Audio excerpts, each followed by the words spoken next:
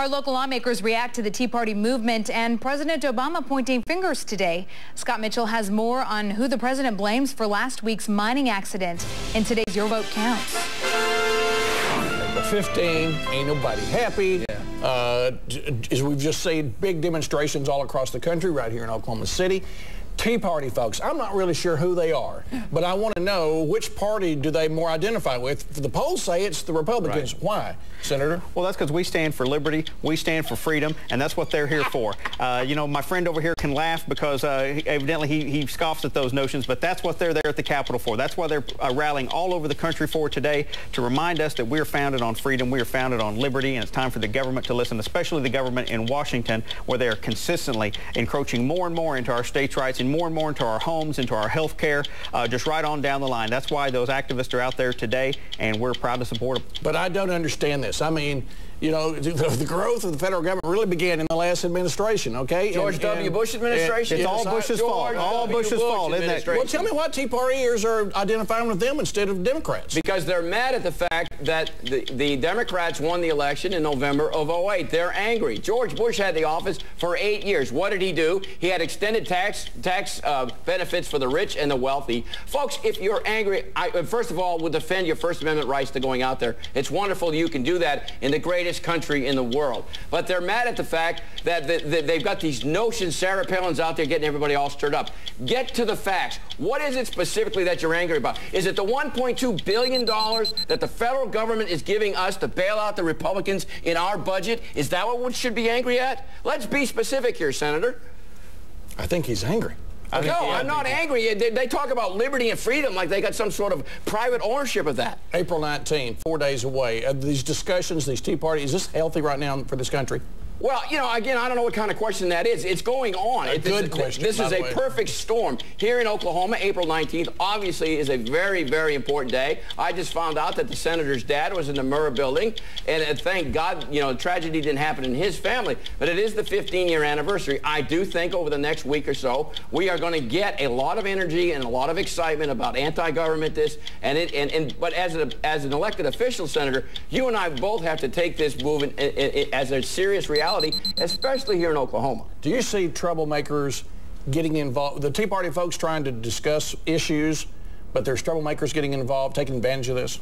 I think that's something the media's trying to label the Tea Parties, and also the liberal left as well. They're trying to say that the Tea Parties are trouble causers, that they're anti-government people. These are merely citizens who are speaking up and speaking out, which is their right as an American and is one of the principles that America was founded upon. They're letting us know how they feel. They're letting us know that they don't like all the intrusions that have come about as part of the Obama administration, and they're just letting their voice be heard, and they're getting criticized for it. I say more power to them, and speak out often.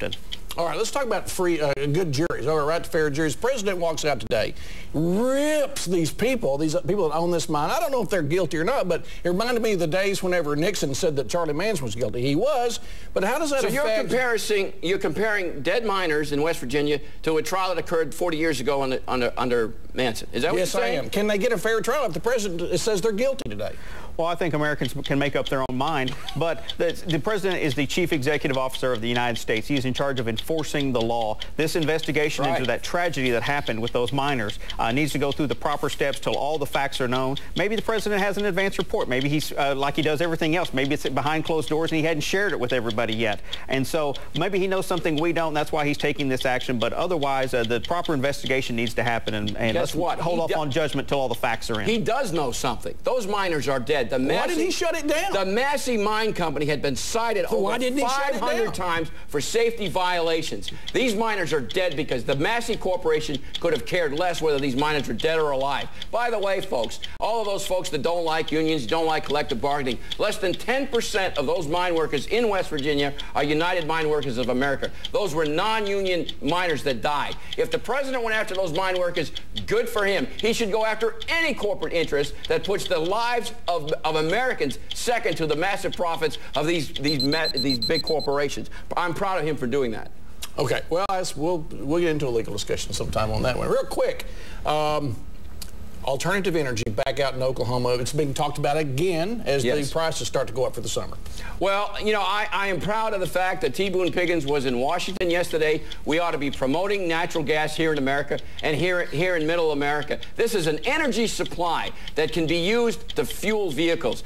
We should have infrastructure. A matter of fact, and I think you'll agree with me on this, part of this stimulus package should be used to create infrastructure, fueling stations all across America so that we can use CNG to get away from the foreign fuel sources that we were getting. We ought to be helping the natural gas industry to the best of our ability, and nothing's happening in Washington. So I'm criticizing the president for that. Here. And the government of Mexico has declared basically a trade war on you and Randy Terrell. Will you tell us why and what the world's up?